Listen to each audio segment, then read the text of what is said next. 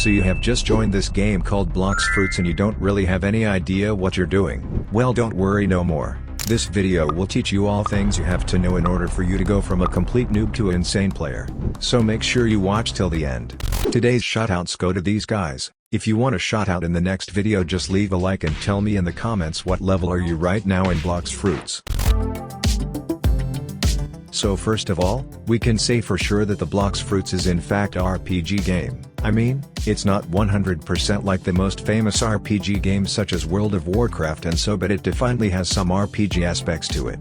And one of them is the experience and level system. It is used to determine how far the player has advanced in his journey of the game, and that's the main factor that you determine how strong of a player is. The higher the level, the stronger the player, and these are just some basics that I am sure you already know a lot about. So as a beginner you will enter the game as the level 1. And aside from obtaining items and other valuables, your primary goal should be reaching the max level, which is the level 2550. Current max level is when I am making this video. But how do you level up?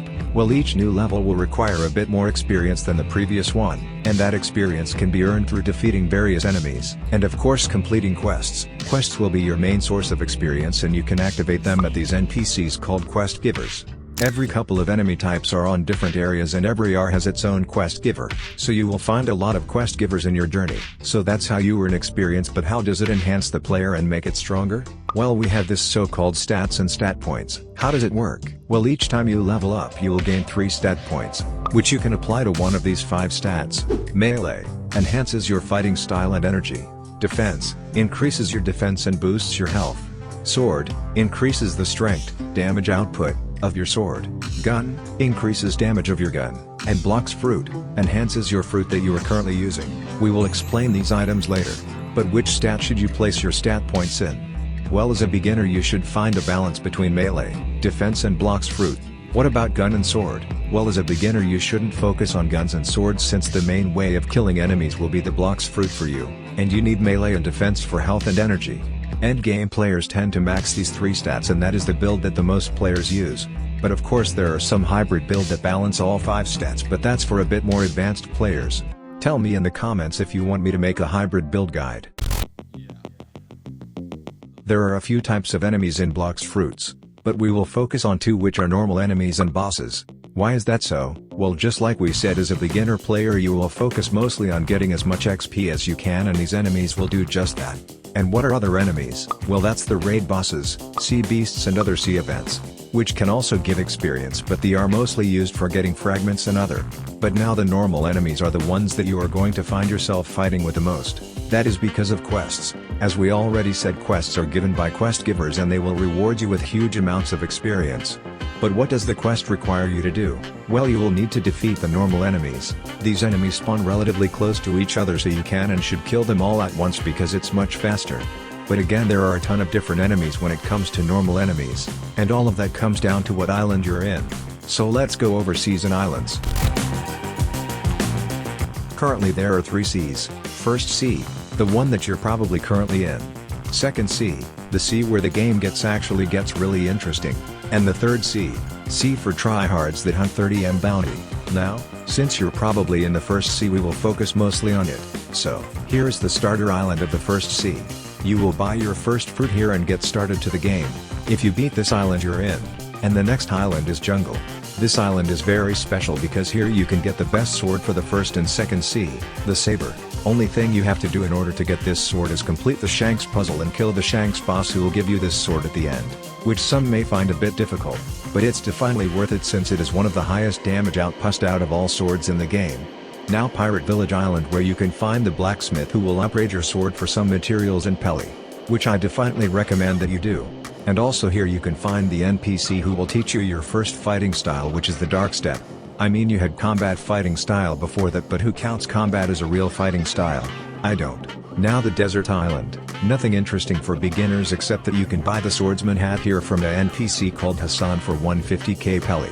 I would say it's pretty decent, but the next island is incredibly important, and that is the Frozen Village Island. Why is it so important? Well, here you can find the ability teacher who will teach you some of the most important abilities that you will use throughout your whole Blox Fruits journey. And those abilities are: air jump, allows you to jump multiple times. or as some players call it the hockey, enhances physical attacks and weapons and allows you to damage elemental users, and Flash Step, basically teleport to a short distance. So it's very important for you to get these abilities. All combined these abilities cost 135k pelly, which you should be able to easily get at this point in the game. Next island is Marine Fortress, and this has nothing special except a weapon Delar, but since you should already have Saber you don't have to worry about it. But the next one is again an important one, and that is Sky Islands. They are important because at the bottom island of it you can find the mad scientist who will sell you the electric fighting style, which is an insane fighting style for the first sea. And now the prison island. There you can find a couple of different bosses. There are only bosses on this island, which is so good. Why? Well, that is because you can just server hop and keep killing these bosses, which is an insanely fast method of getting money and experience. So you will beat this island very fast, and then you will come to Colosseum, which is one of the most boring islands in my opinion. That is because it only has a Colosseum at the center where you can 1v1 your friends and some enemies, and the next island is Magma Village. Important thing that you should get here is the Soul Cane Sword from the Living Skeleton NPC, which will be very important later on in the third sea when you decide to PvP. Now the Underwater City. Here you will buy an even better fighting style than the electric, which is the Water Kung Fu. You can buy it for 750k pelly from the Water Kung Fu teacher, and you will be set for the last two islands, Upper Sky Islands, and the Fountain City. And when you beat all these islands you are ready for the second sea, which I will explain how you can get to just in a second. But now the question is, what is the most optimal gear that will get you through these first sea islands the fastest and the easiest? Well, let's get to that. When it comes to gear you have a lot of options. There are multiple different fighting styles, swords and tons of fruits to choose from. But what is the best one for a beginner? Well, let's start with a fruit. So, when it comes to fruits you have generally three different fruit types: natural, elemental, and beast fruits. So what fruits are the best for first sea? Well, the best ones for the first sea are elemental, and there is no doubt in that. That is because of the dodging ability, which is insanely out for low-level players, and even high-level players honestly. But there are multiple different elemental fruits, and the best of them for you is Defiantly Light, as you may have expected. Why? Well, apart from really good moves which are easy to use, you have a sword that you can spam M1s and sweep through the enemies.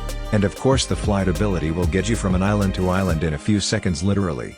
But before you're able to purchase light fruit, I recommend you to use smoke, because it still gives you that elemental advantage of dodging attacks for really low price. But now, which fighting style and sword should you use?